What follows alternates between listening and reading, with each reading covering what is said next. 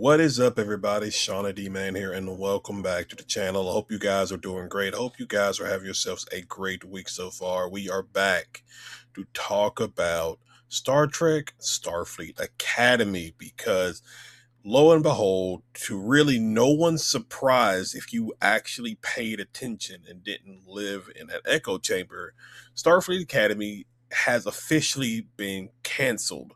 Now, I talked about this several times throughout the weekly reviews we did of the series. It's already season two is already set to go. They did this thing where they filmed season one and season two. I don't know if they figured more than likely it's not going to do well. So let's go ahead and get at least two seasons of this done so we can get that out there. Now, there's also other not issues, but there's other things involved as well. Because don't forget, Paramount also gained control. I believe as of me recording this, they won. Obviously, they won the bidding war with Netflix for Warner Brothers, and obviously that is one of the things. Paramount is absorbed by Skydance, and so it basically is all under new management, pretty much. So this could have been a situation where the people in charge of Skydance looked at the ratings for Star Trek Starfleet Academy and was just kind of like, there's no reason to continue doing this because the viewership was not there. It clearly was not there. I don't think it charted even once. Let me see if I can. Um, Let me see if I can find double check for sure. Let's see.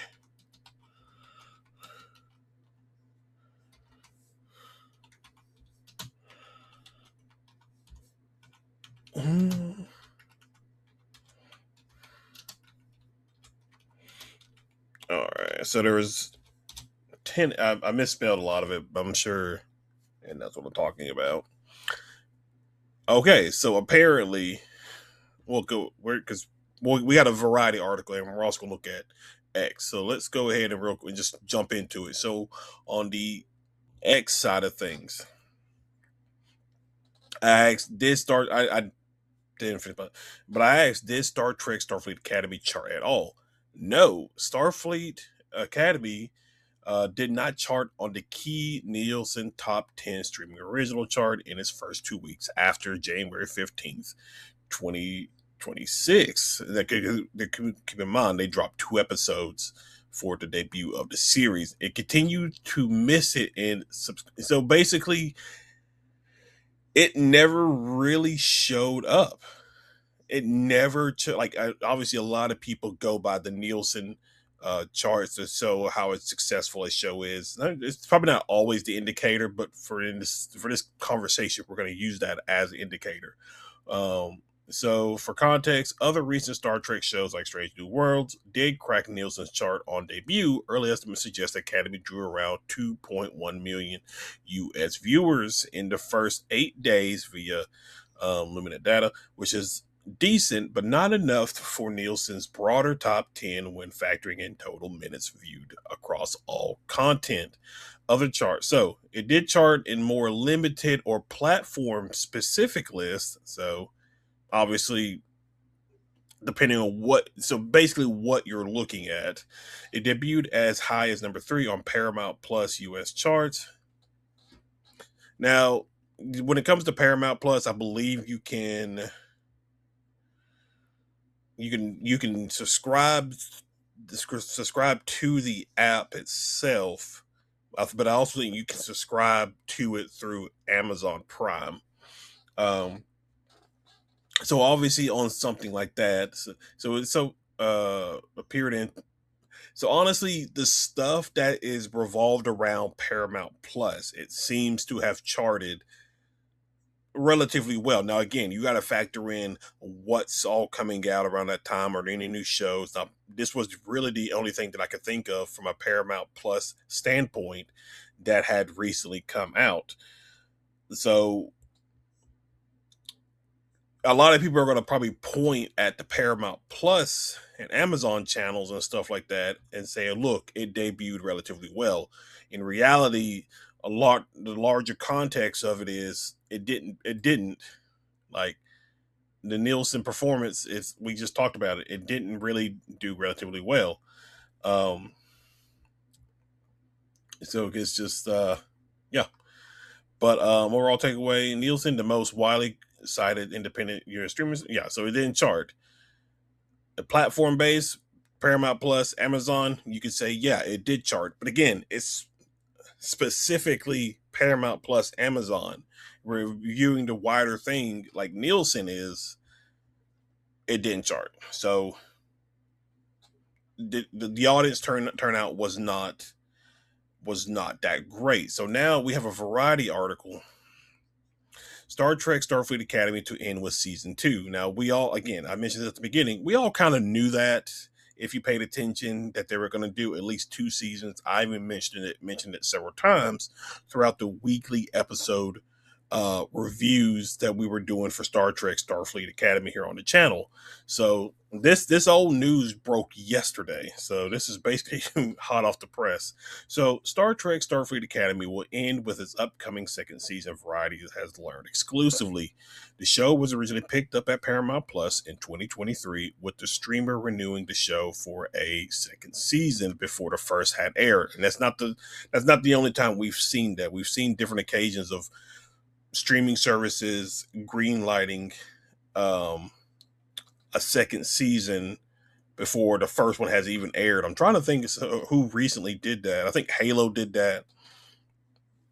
It may just be a Paramount Plus thing, honestly, and maybe because Halo did that, and there was a few other ones that I can't think of that went ahead and greenlit a second season before the first season even premiered. The show was originally picked up in 2020. Streaming. Okay, so the first season debuted in January and aired its season finale on March 12th, while the second season recently wrapped production. We're incredibly proud of the ambition, passion, and creativity that went into bringing Star Trek Starfleet Academy to life.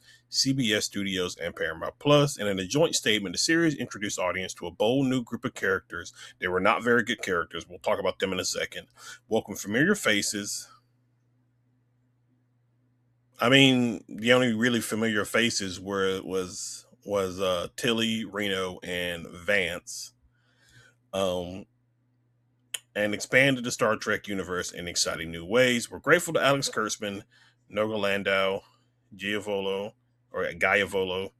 and the entire cast and crew who pushed storytelling boundaries in the spirit of Gene Roddenberry's vision. Now, a lot, of course, depending on who you want to listen to, I guess you want to say, perverted Gene Roddenberry's vision. We look forward to sharing the upcoming second and final season with everyone and continuing to celebrate the cast and crew and all that was accomplished with this series. So, get out of here. So, the first season of Star Trek Starfleet Academy reached an 87 critical approval rating on Rotten Tomatoes. Now, I do not go by, I pay no mind to Rotten Tomatoes. I don't really care for Rotten Tomatoes because a lot of times they're full of BS in a lot of instances. You always want to look at the audience. To me, I always look at the audience score, but I also, in the back of my mind, will go and just watch it myself to gain, my thoughts on it. And I did not like it. This is probably one of the I don't want to say many. This is probably the first Star Trek series that I have watched since jumping into the series about almost 10 years ago, where I didn't like it. Like it's like it's not like Discovery, where there are some things I liked about Discovery, uh, or Lower Decks, or Strange New Worlds. I just didn't like this series as a whole. I didn't like some of the characters. I didn't like what they were trying to do. None of the episodes were very good. They were very poorly written. A lot of them lacked basic common sense, and a lot of it. And the only out of the 10 episodes, there were maybe 2 of them that I actually kind of thought were really good episodes. The rest were just terrible. Um, Again, I have all that. I have all those weekly episode reviews that you can just go and look at. Um, Describe it so with varieties. Tengubu, describing it as delightful entry into the franchise, but the show failed to find a significant audience across its 10 episode first season. It failed to rank on Nielsen's top 10 streaming viewership charts. Starfleet Academy takes place after the events of Star Trek Discovery in the 32nd century. The show follows the first class of students and teachers to attend the newly reestablished Starfleet Academy. The cast includes, I'm not going to go through all that. I didn't even realize where she. I mean, I knew Paul Giamatti. Um, where is she at? Paul Giamatti.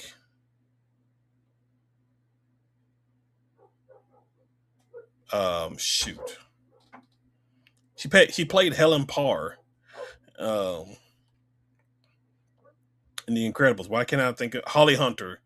Paul Giamatti, Holly Hunter. I didn't even realize that Tatiana Maslany, not Maslany. Well, probably close enough. Who played She Hulk was even in this series. I was like, oh wow, that's how bad of an of I don't want to say actress, but that's like how non-important I viewed the character in this series. Um, Series co-showrunners and executive producers Alex Kurtzman and Noga Landau penned a letter in which they expressed their appreciation to the hundreds of hardworking humans who pour every ounce of their talents into the making of the show. Whether you're working on Star Trek or part of the marvel that is Star Trek fandom, its very heart, soul, and conscience. The joy comes from adventuring across boundaries of time, space, and the humanely possible in service to Roddenberry's transformative vision of the future.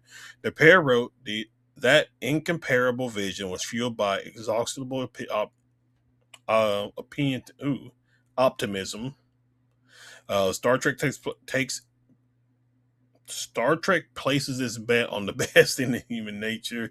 It dares to imagine a society of infinite diversity and infinite combinations, free of war, hate, poverty, disease. See, okay, and dedicated to the spirit of scientific inquiry and respect for all life, whether carbon or silicon based, green skinned, or blue. The full letter, I'm not reading the full letter. In addition, sorry, I'm not reading through all that. In addition to the upcoming second season of Starfleet Academy, I don't know why I keep, I don't know why I keep wanting to say the whole thing. There are two more seasons to come of Star Trek New Worlds. Yes, so Strange New Worlds, they are capping it at the fifth season. Kind of what we saw with Discovery, Lower Decks, Strange New World. I think Strange New World season 4 is supposed to have all its regular episodes, like 10 episodes, while season 5 is gonna have like maybe 5 or 6 episodes. And because I believe the final season, which is season 5, is going to be more setting up, the Kirk's Enterprise crew and that kind of stuff. So, um, it's been released later this year. While fifth recently completed production. The kids animated series Star Trek Scouts also currently airs on YouTube in partnership with Nickelodeon. Which I didn't even know that was a thing.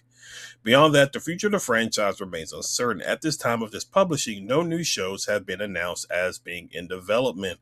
Paramount is said to remain very high on the Star Trek IP, however, with a new Star Trek movie currently in development. Yeah, that's also true. That's something they talked about. Um, Along with Kurtzman and Landau, Starfleet Academy is executive producer. Okay, so I'm not reading all that. I have no interest in reading all that. So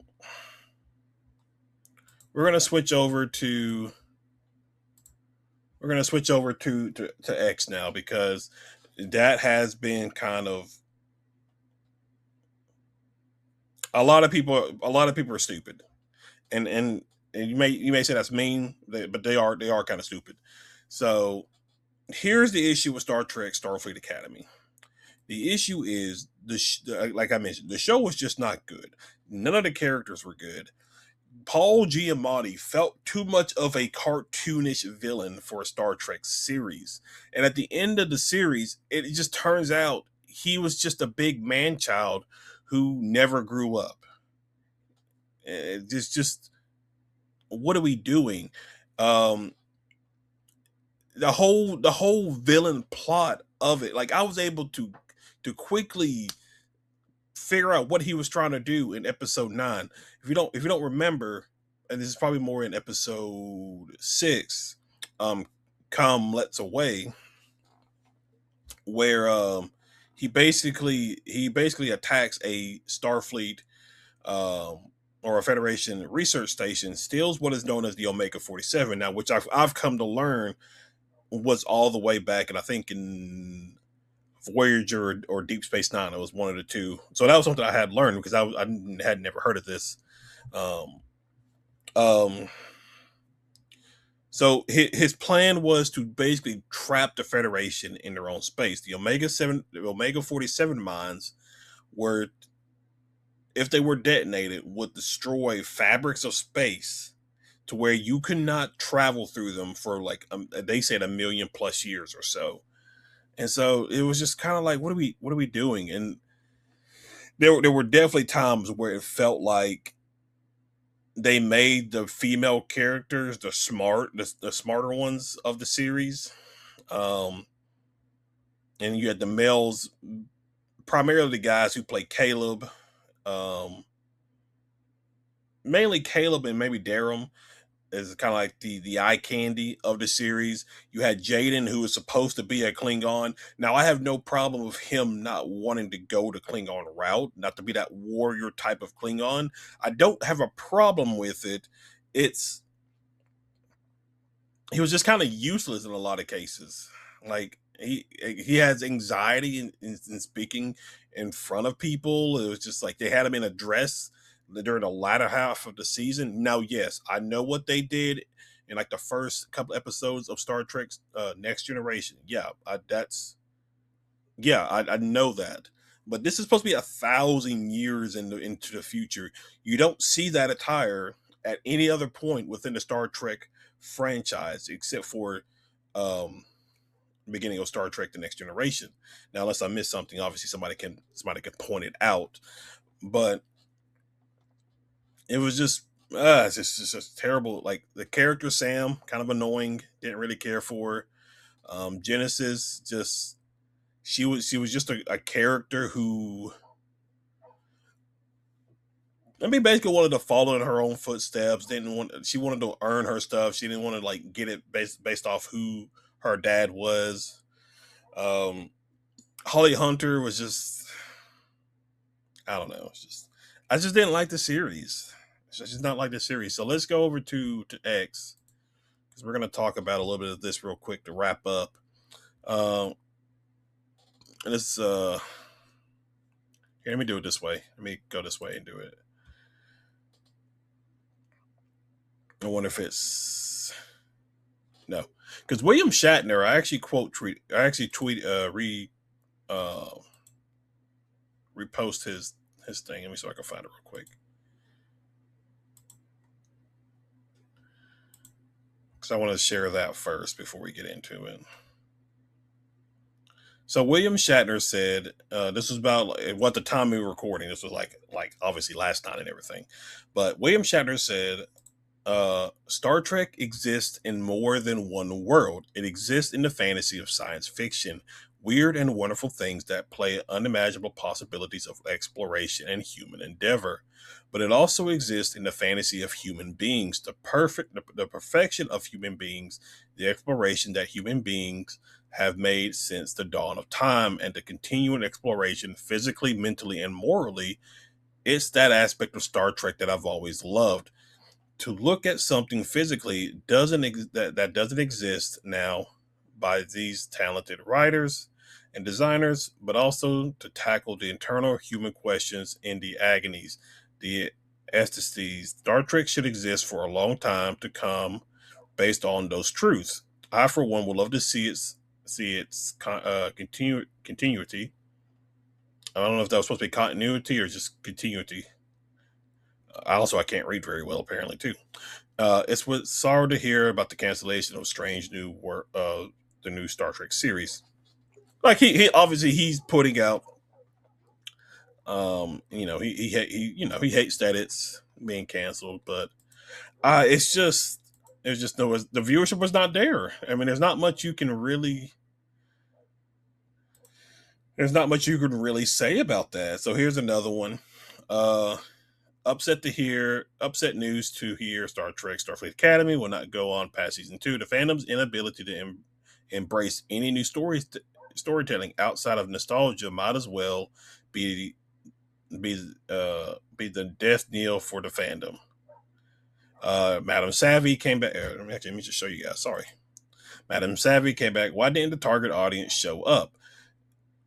This was not written for actual fans of Star Trek. So where was the target audience? Okay, neurotic. There was nothing new about the storytelling. This is true.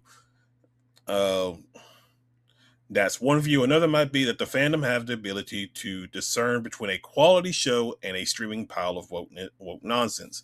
Now, this comes into the same play as of Star Wars: The Acolyte, because a lot of these talking points, what this person just said, a lot of these talking points, I remember seeing during that time when Star Wars, Starfleet Cat. I can't even speak today. What the Star Wars: The Acolyte came out. Yeah, Star Wars went woke and lost his audience. Doctor Who went woke and lost his audience. Star Trek went woke and lost his audience. I think he say Star Wars. The MCU went woke and lost its audience. It goes on. I mean, it's a fair point. Like the moment you start bringing in these hyper progressive elements into your shows, movies, or whatever, that core audience is going to leave. There's nobody that's going to replace that. You cannot replace a viewership, or let's say you make a show, you have a general Star Wars show.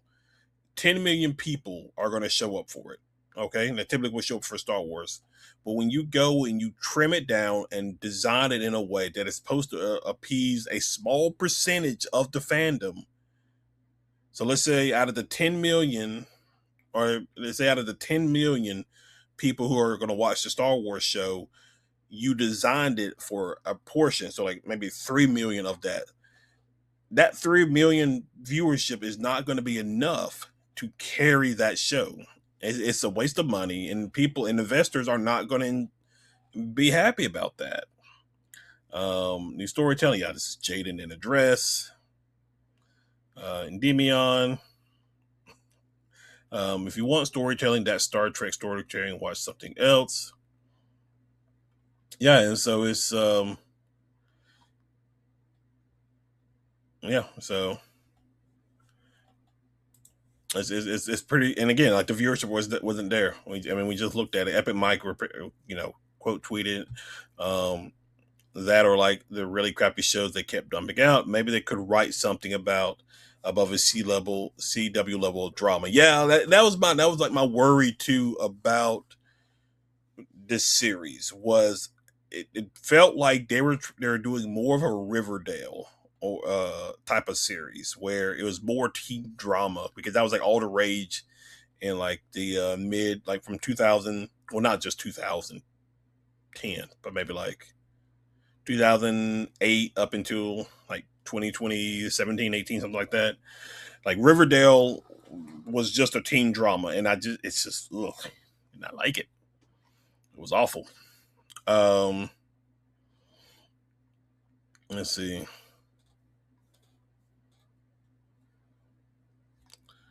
Let's see what else. Let's see.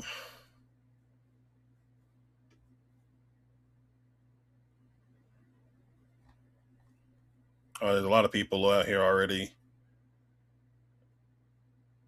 Already, people out here. Actor for Jaden, he speaks out about it. Come on, man. You like read the room.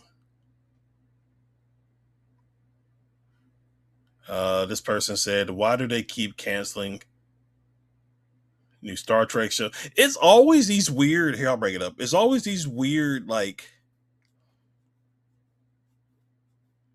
there's always these weird accounts on X that make me kind of be like I don't think you're real.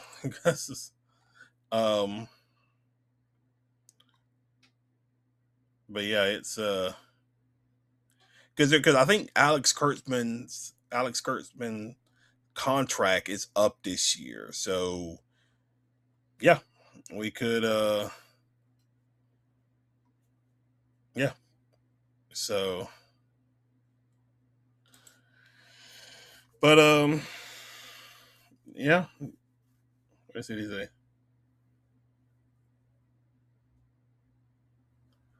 Oh, what does he have to say about this?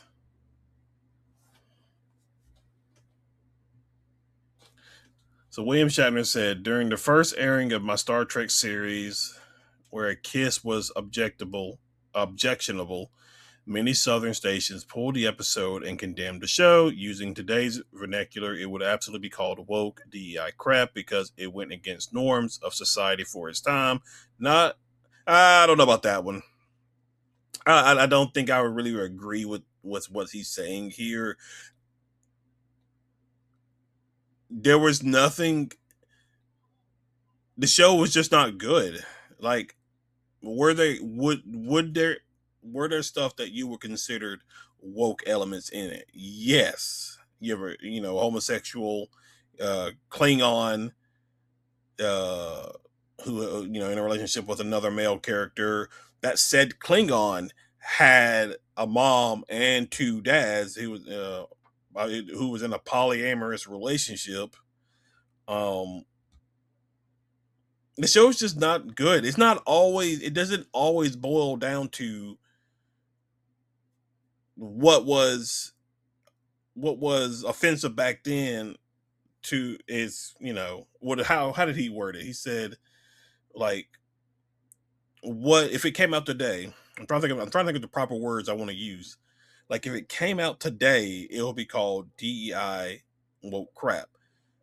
Um, I don't think that's the case. I don't because if you, I mean, yeah, you have to look at when these were set up, like the time periods they were in, for what Shatner is talking about in regards to his kiss and the actress who played Ahura, and I know I don't think it was a horror. No, it was a horror. I think um, during that time, yeah, yeah, because there was a lot of racial tension and stuff like that. But it's 2026. Okay, for the most part, depending on where you want to look, a lot of that is the norm. A lot of interracial couples are married and dating. So I don't know. I hope that I feel like that did not make sense. It made sense in my head. That happens a lot. I have stuff in my head and then I'm like, oh wait. Um, but listen, the show got canceled. I just feel like people are trying to blame the wrong thing when in reality people did not show up for the series. I think that's the ultimate takeaway from Starfleet Academy getting canceled. Even in the article it even said, let me figure the target audience wasn't there. So the target audience that who they tried to gear the show towards did not show up for it. That's you can't blame the fans for that. You have to look at yourself as a showrunner and you have to take the blame. It's literally your fault why the show failed. So we'll see what happens with the future of Star Trek for sure. Um, yeah, but nothing new, no new develops or nothing like that, other than like the rumored, Star Trek film and stuff like that. I think they should probably take a break. I think they should take a break with Star Trek, let it rest for a couple of years, and then come back with a fresh idea, reset it. And I think because Star Wars needs to do the same thing too. Honestly, they both need to take a break, just like take a couple of years, maybe 5 years max. Just take a break, recalibrate, and then come back and see what you can work with. But yeah, yeah, I think it says a lot more that the target audience didn't show up than anything else. It's not the fans' fault. Like I fairly gave it a chance. and I just did not like it at all. But other than that, guys, that is it. Thank you for hanging out. Thank you for watching. If you are new to the channel, be sure you hit that like and subscribe button, comment below. Other than that, I will see you guys in the next video. Y'all have a good one.